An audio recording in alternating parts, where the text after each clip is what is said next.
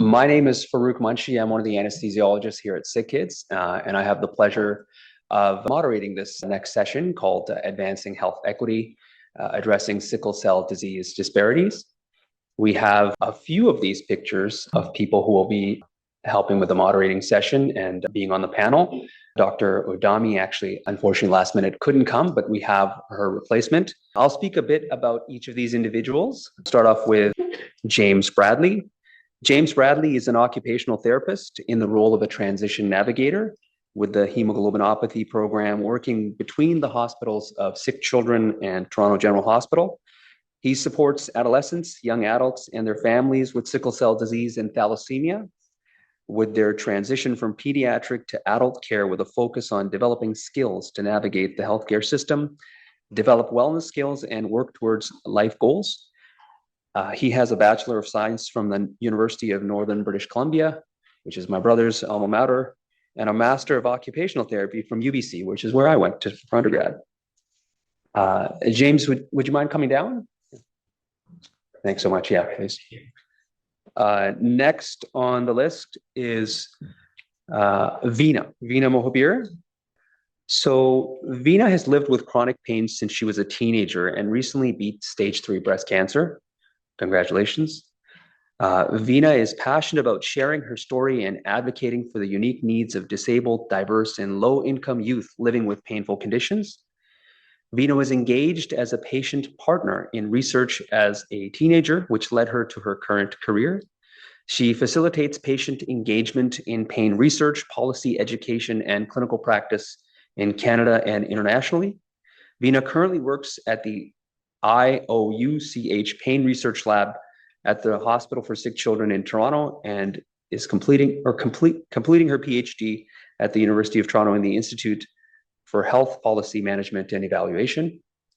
Veena, could I ask you to come down as well, please? Thank you. I thank you for being here. And number 3 on the panel, you just heard from her with a wonderful question. And Lanri Tunji Ajayi, she's a global patient advocate committed to addressing disparities in care for hereditary blood disorders while strengthening equity, diversity, and inclusion in the global healthcare system. To support these efforts, Lanri was instrumental in the establishment of the Sickle Cell Awareness Group of Ontario, the Ontario Hemoglobinopathy Patient Association, and the Sickle Cell Disease Association of Canada. She was also a past chair of the Network of Red Blood Disorders organization and a board member of the Black Health Alliance.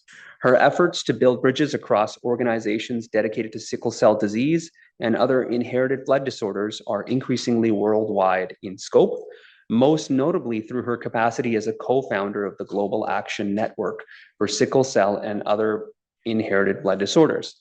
She has also co-authored numerous research works in recognition of her continuing advocacy and leadership on behalf of individuals living with sickle cell disease and their families in Canada. Lanri is a recipient of the Governor General's Meritorious Service Medal, the Senate Canada 150 Award, and was recognized as one of the 100 accomplished Black Canadian women in Canada. Lanri, if you can please come down. Thank you so much. And finally is a last-minute fill-in, which we are very, very appreciative of. Dr. Melanie Kirby-Allen. She's a staff hematologist here at the Hospital for Sick Children.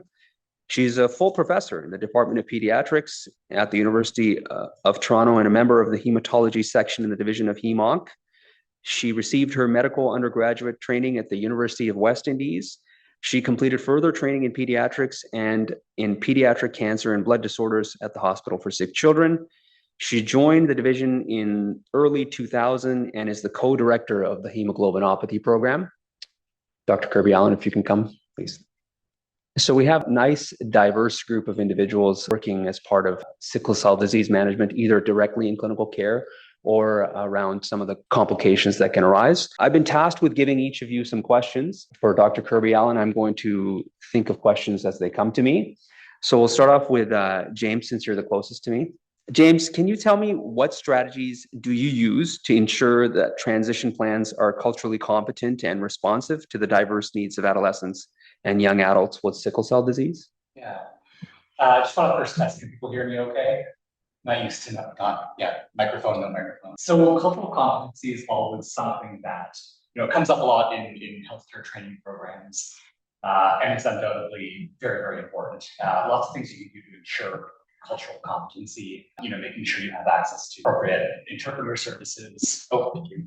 So yeah, making sure access to interpreter services, education in a diverse array of languages, all those things that you can sort of check off. However, when it really comes to cultural competency and working with a diverse group of patients and families, I find that I don't know everything, right? And I'm not going to pretend that I know everything. So the best I can do is learn as I go, keep an open-minded, sort of non-judgmental approach, and really reflect on my own assumptions and biases and position within the healthcare system. So that's sort of where I found my approach to providing care.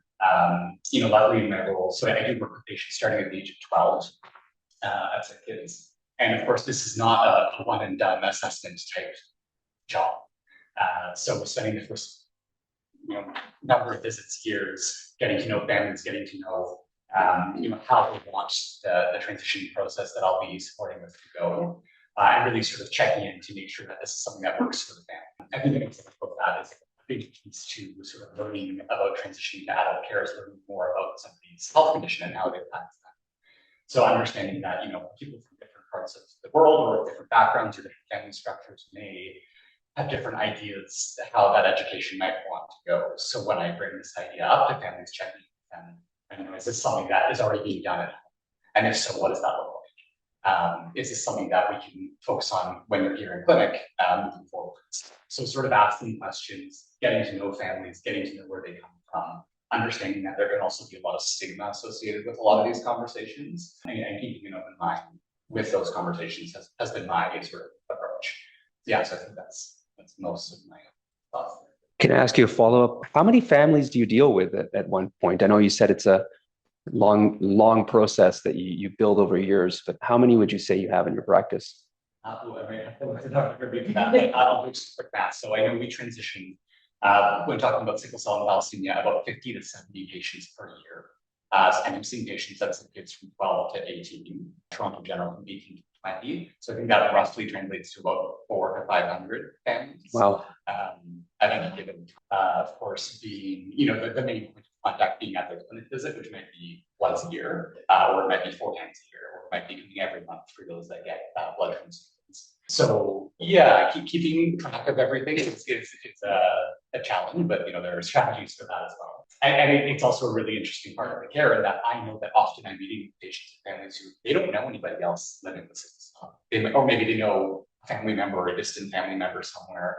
But often that community of sort of knowing other people with that is actually quite limited. Whereas I do see hundreds and hundreds of families. So kind of trying to balance that knowledge as well.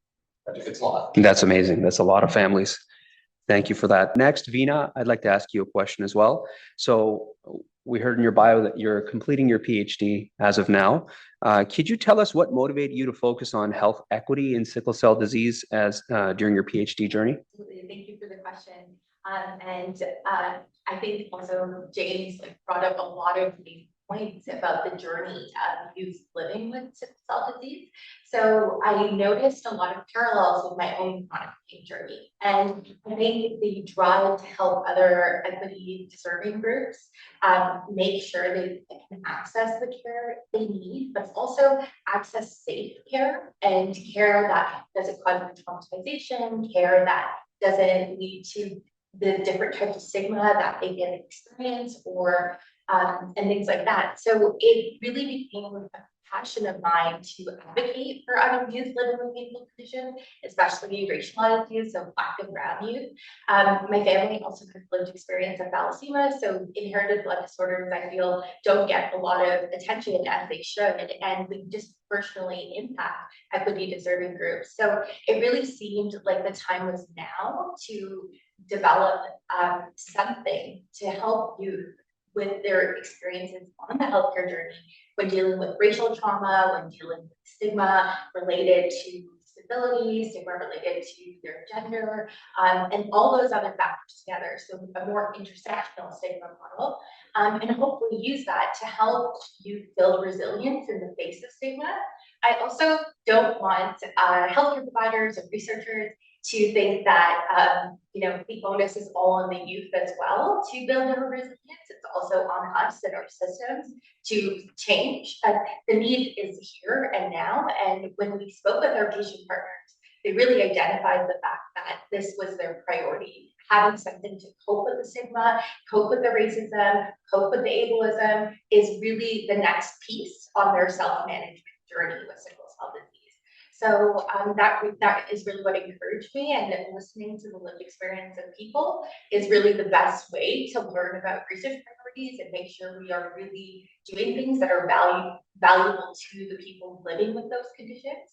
So yeah, and I've had a lot of great conversations with people like Larry and Melanie and the Sickle Cell Disease Clinic on the kind of disparities they face right here at Sickle.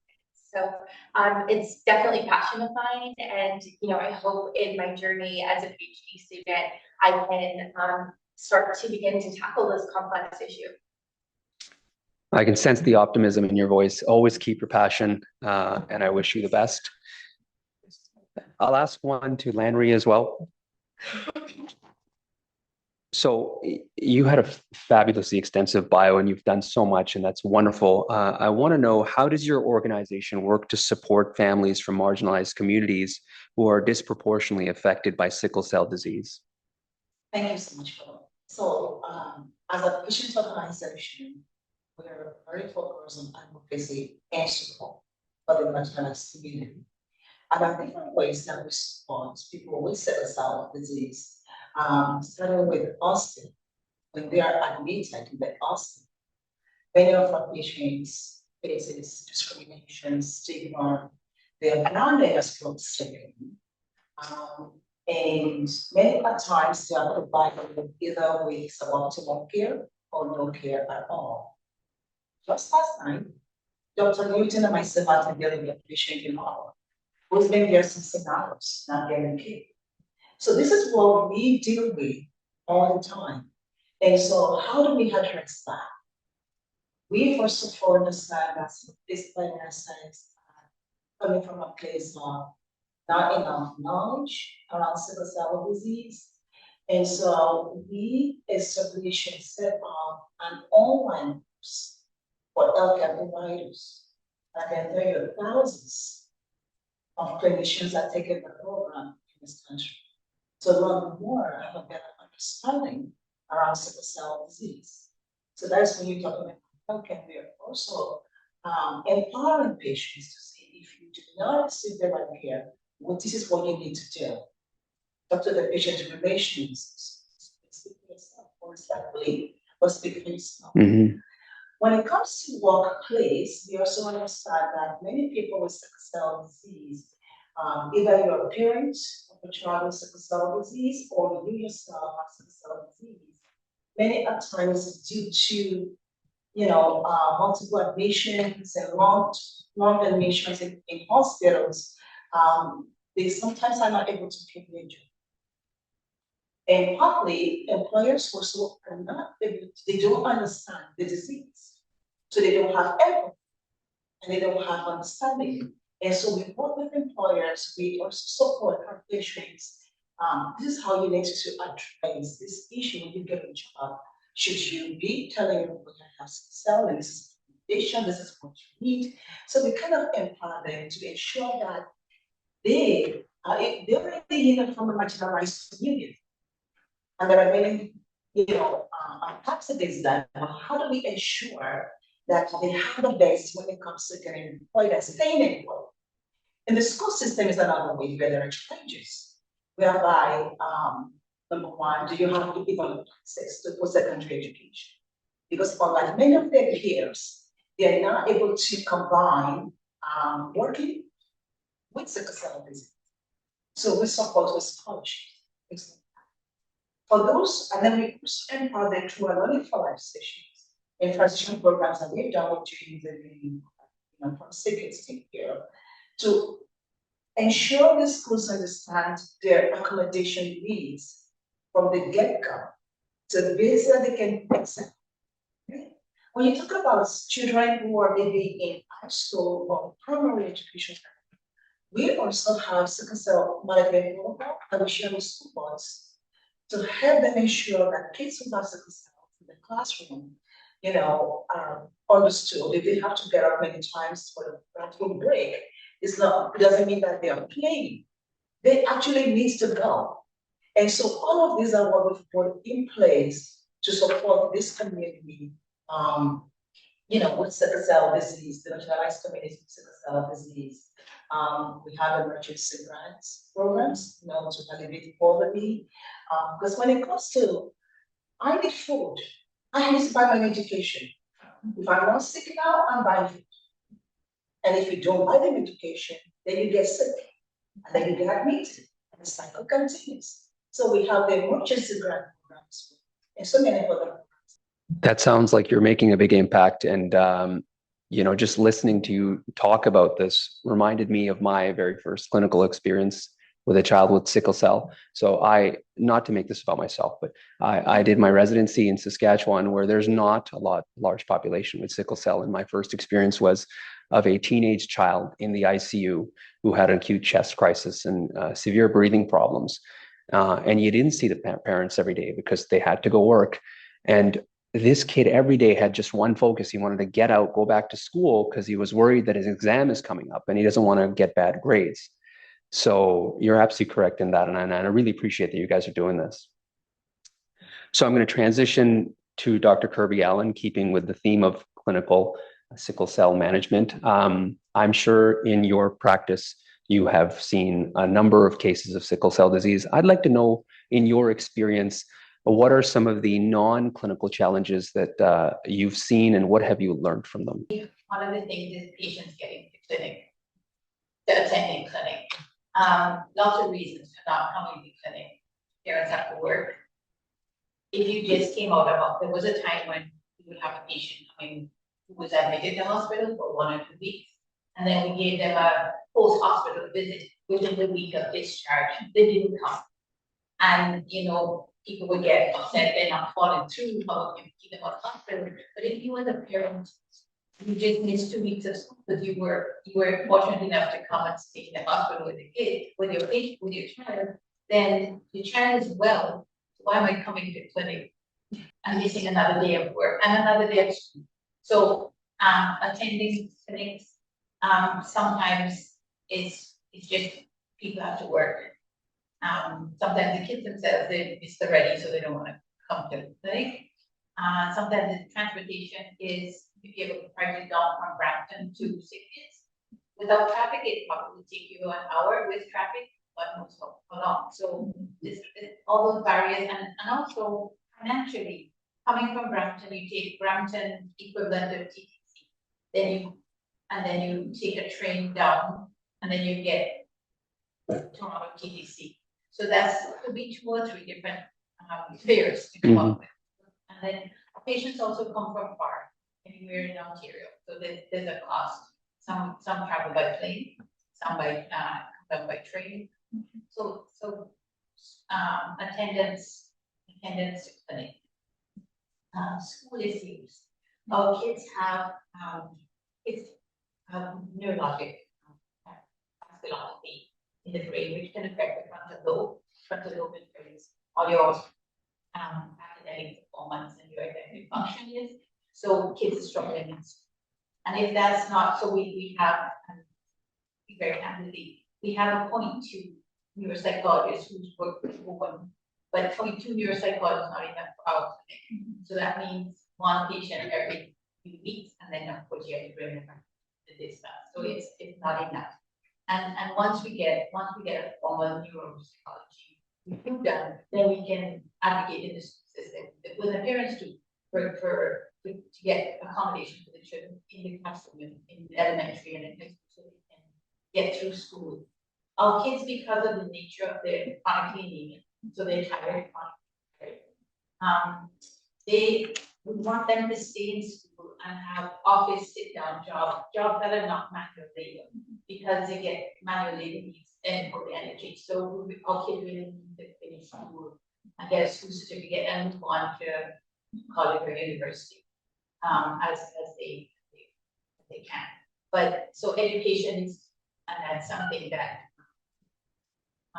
and I will say this again, when we have our children in the school system, as parents, we tend to think our school system will do the best for I learned this personally, that, you know, I work very hard to see kids for my patient, and I expected that from school teachers. Children, that doesn't work. You have to be in there in the school system. And for many of our parents, they're so busy working, they're not involved in the school system. So the children get left behind.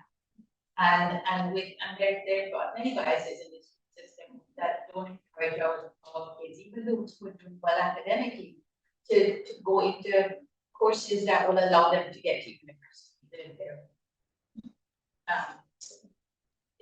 It's just the way the school system is. It's not everybody.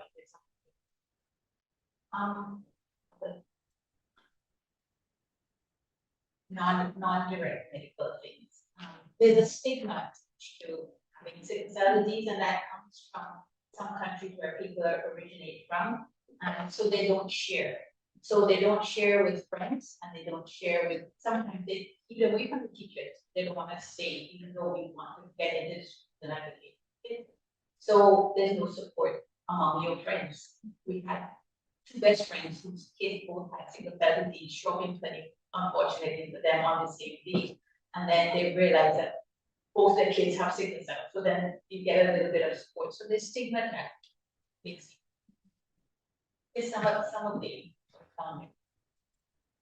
That's great. And I'm just thinking that sometimes when children don't have role models or people to look forward towards who have accomplished something in life, they miss out on that opportunity. And I'm sure there's a lot of wonderful things happening with families who have sickle cell disease.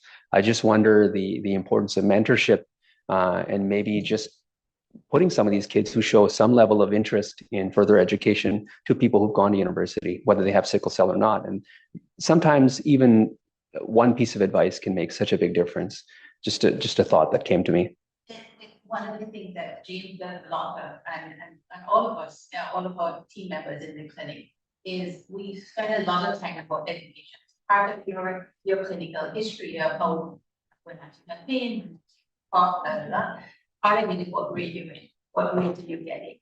And in detail, not just doing well, I ask specific questions on that school report. What were their grades like in detail? And then we work with the teachers, and by the time the young people graduate with James's help, we try to, we have more, 1 year we had 86% kids of our clinic graduates going to University of College. We just have to look at how they've done and how many have but it's quite a few of them going into University of College or vocational training, but post-secondary. We do spend a lot of time pushing that in the clinic. That's awesome. I've never had any physician ask me what grade I got in school. That's great.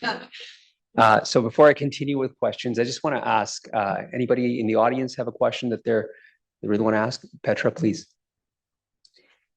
Thank you so much. Those were great questions, Farouk, and phenomenal answers. I really enjoyed learning more about. Petra, Fiona's going to say, can you introduce yourself? Oh, I'm sorry. I'm Petra. I'm a clinical associate in anesthesia and pain medicine at Sick Kids. It's a pleasure to be here. And I do work with Jen and Fiona on the research and QI side in pediatric pain as well. And with many of the people here.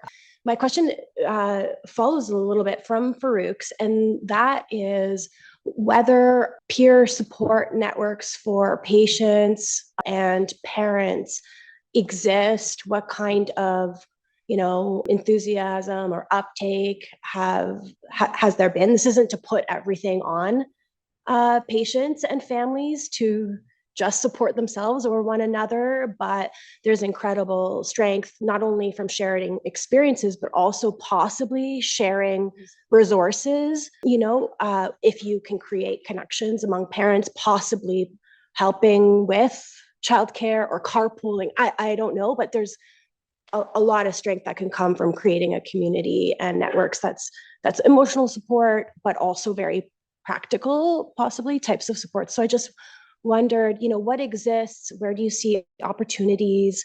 And what kind of uptake do you think there could be, and what could Sick Kids do to help support the support groups? Anyway, long question. I look forward to hearing your answers. Thanks for asking. So we do as an organization have peer support. Before COVID, it was in person. With COVID, it became virtual, and now we're going back to in person across the different regions, in Southeastern region, Southwestern region, and whereby families are able to get better each other, and one of the things that came to my mind when talking and mentorship was one time when we had this person that didn't have a father figure, and we were able to get a male role model, father figure who would take it to movie nights and stuff like that. And we find those things are very, very helpful. And currently, we are trying to now, in addition to having the peer support group, which are really defined between the 30s and upwards, now we are working on youth peer support group, and they're actually setting up what now, just the age of 11 to 19, whereby kids can go to together and also have opportunities and learn from each other. I'm doing well in maths, but somebody else is strong. That we pair them together, and they can support each other. And so these are the things, one of the correct programs that we're together now to support that specific age group. In addition to larger, peer support of families and peers, so yes, peer support goes to and social rights. Dr. Newton there is a psychologist who oversee all of our, social programs and so on.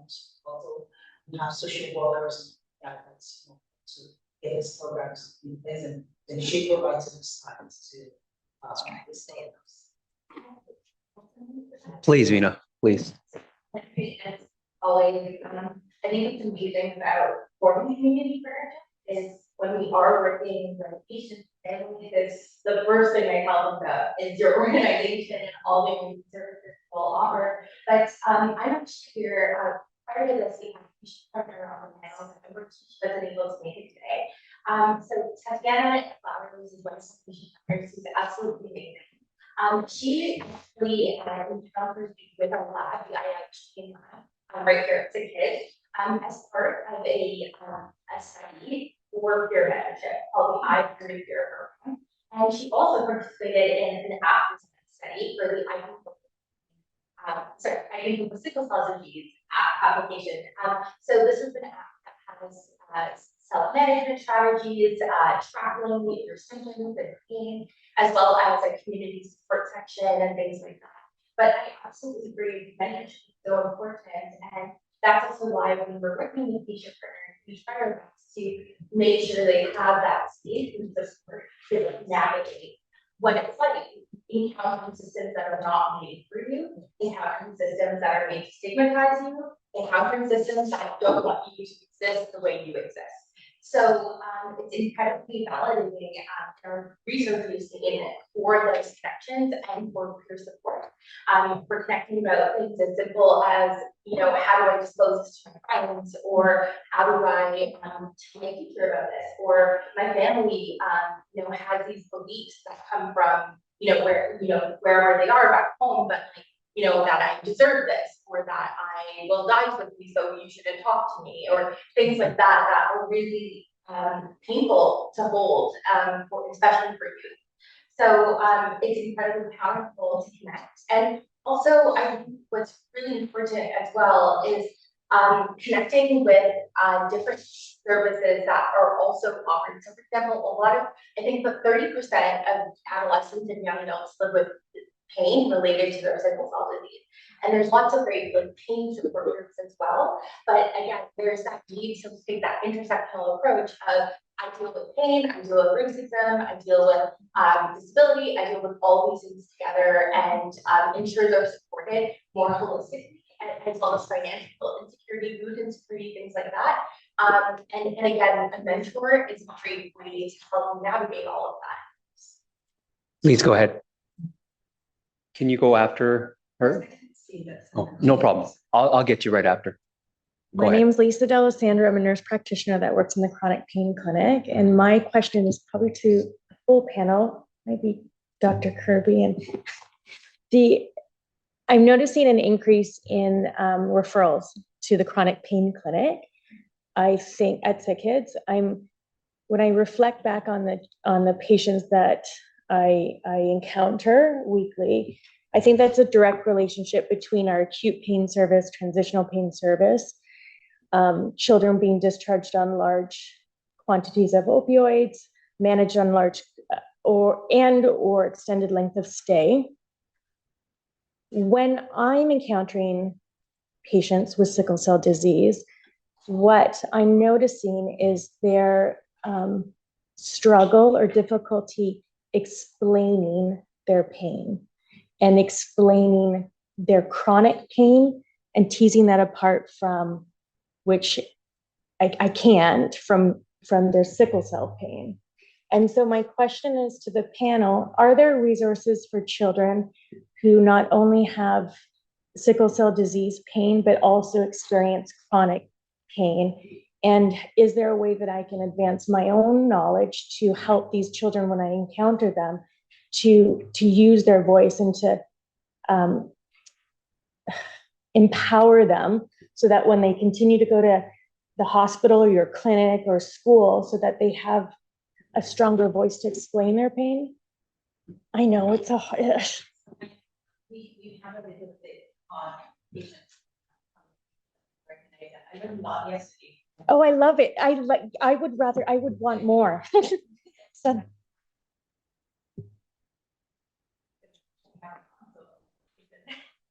Nobody else was at Claire's desk, which is great. Sickle cell related pain is recurrent, it's intermittent, and it's unpredictable when it comes with bone pain or chest pain associated with an acute chest. Patient get headaches, but it comes, it stays for a while, there's healing, and then it gets better. Chronic pain, so with chronic pain, you can get it, you have hip disease, for example, and you have secondary arthritis just like anybody else. And that, so we have to deal with patients with hip pain, which is it's different from the single pain.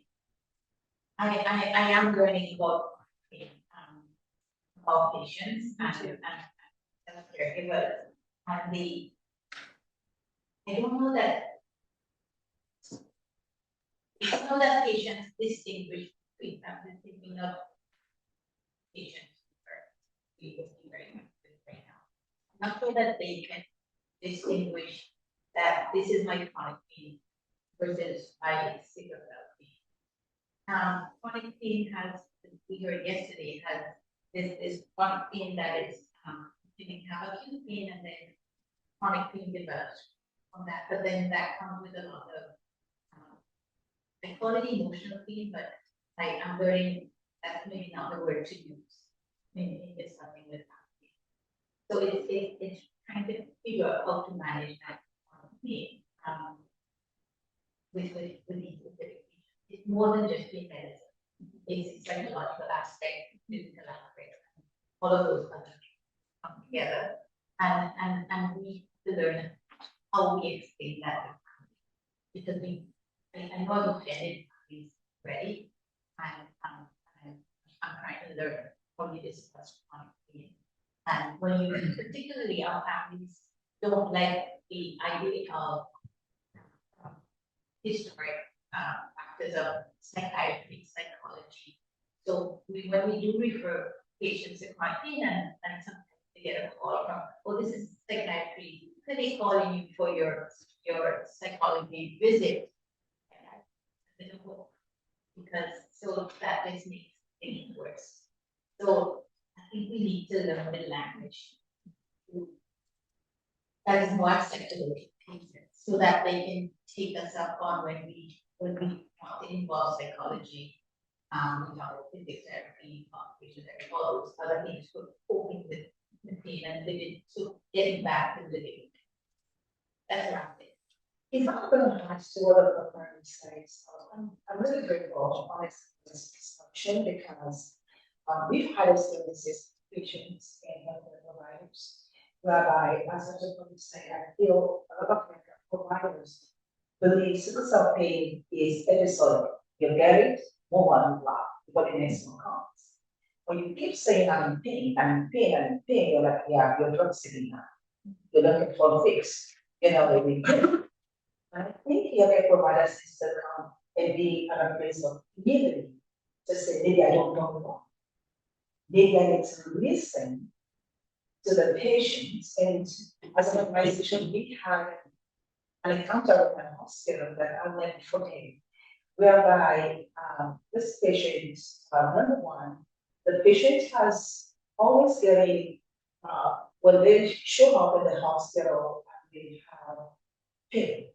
They will get eye spots. And then as you know, the pain is getting better, people get discharged, then they transfer to oral. It's a community spirit, but it's they're not gonna give you it's gonna make you more addicted to pain meds if you get highly. Number one, there's no literature that's substantiated that. So that's a medicine. So the patient say, I'm taking all of the pills first, and it never worked for me. They always work on faster, it gets pain and it gets the pain quickly. That's what they from. That's the sign right there. They're gonna be to her, she's not gonna get what one of them wants to do for her. That's a whole 2 weeks of being in pain and the hospital not getting medical care. So we got involved. When we got involved, at that point, they already involved damage and they already labeled her as toxic. And so this patient is has chronic pain issues, which they don't understand. And so you find it's not a lot of patients, but subset of sickle cell patients will have chronic pain. And healthcare providers needs to, and then when we're dealing with this, we know it. We're the physician and the clinician is we understand, and we don't, you don't know wrong. Sorry. You don't have sickle cell disease. You need to listen to that how the disease. And that has made us now to start to develop booklets on acute versus chronic. Because we find there's a lot of gap in there.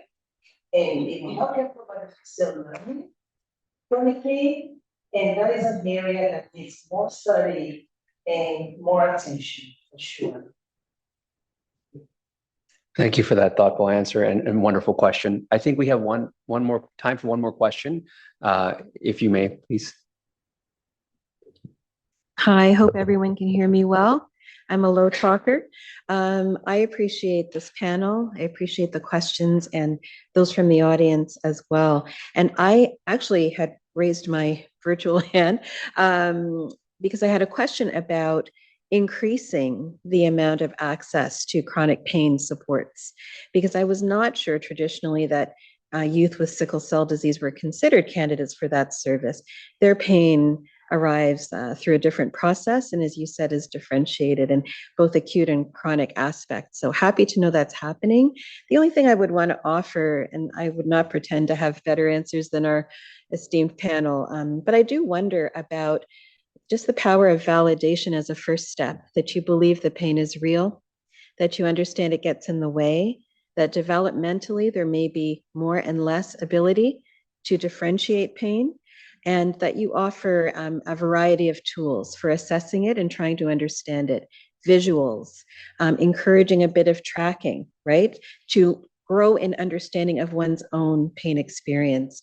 And just to have those conversations. I don't know that youth are having those conversations in many places apart from at these visits. So grateful that they're encountering your service, and also that we can think more broadly about how we understand their experience.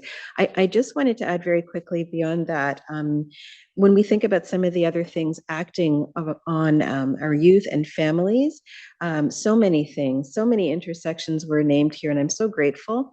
Thank you for speaking to the institutional and other pieces, racism, systemic, it's built into systems. We know we don't fit.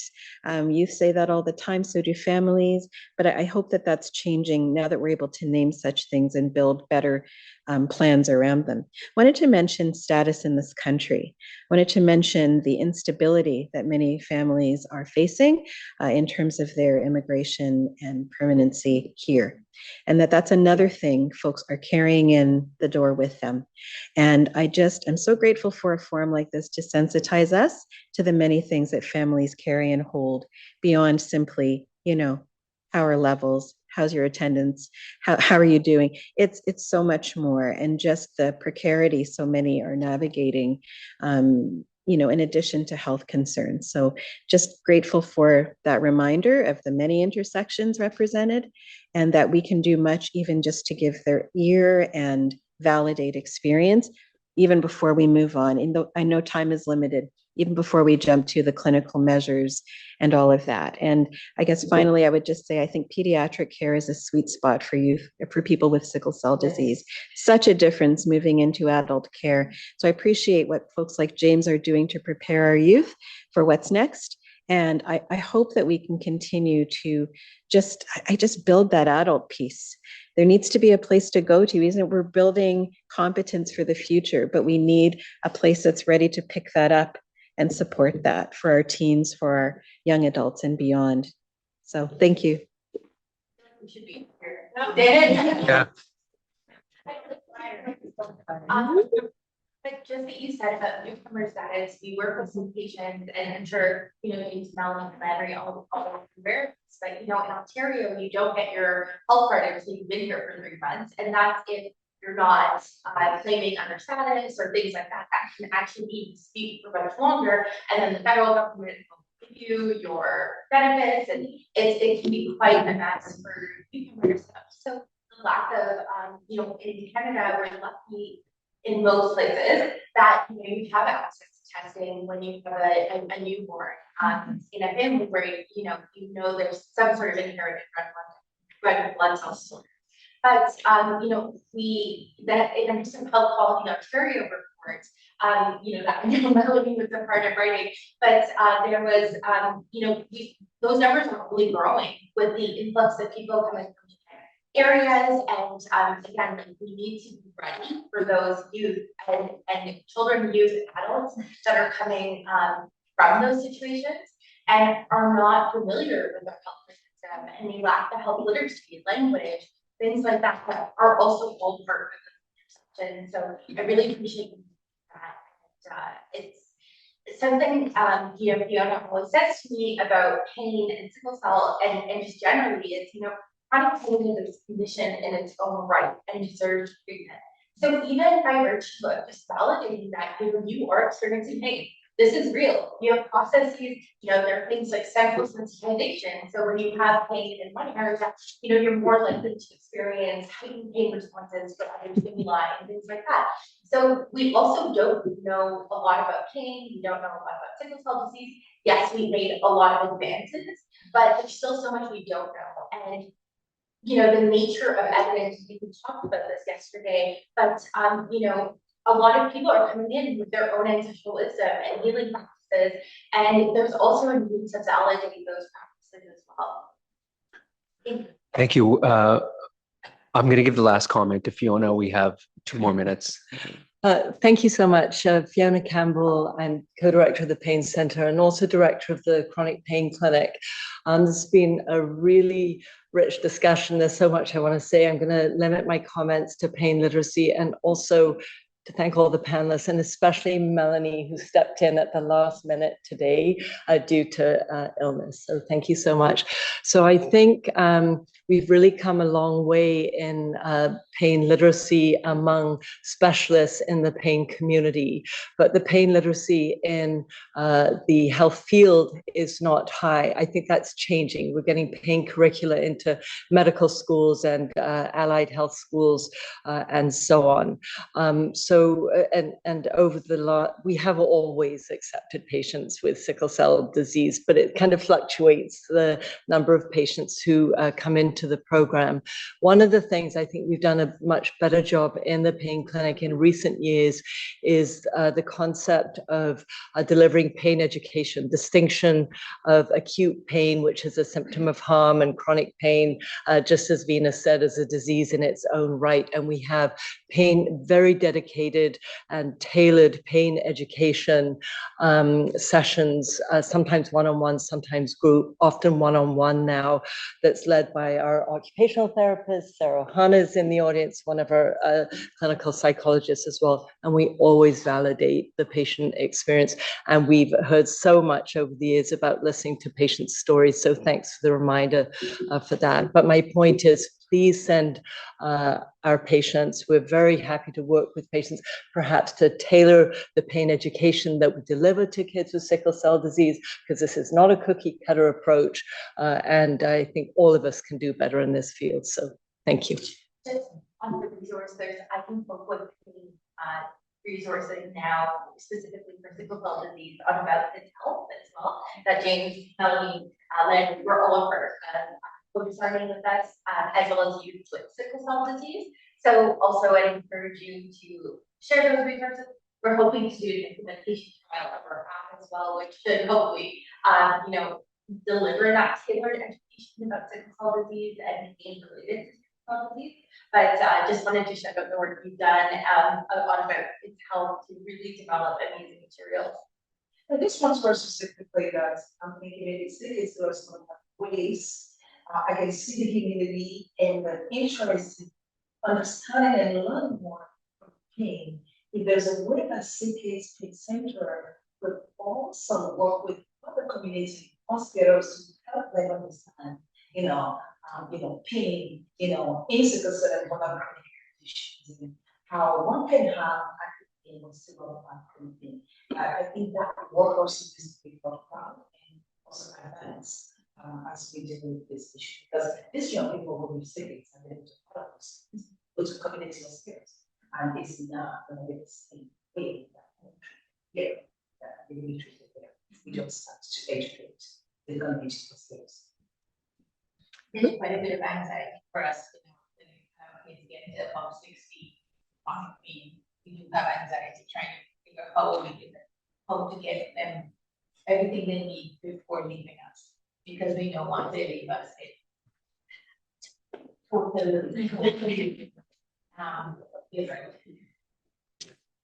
Thank you for an excellent discussion. Really, really useful information and valid points. Thank you to the panelists for being so engaged and giving such thoughtful answers. Thank you for the audience for also participating well. This concludes this session.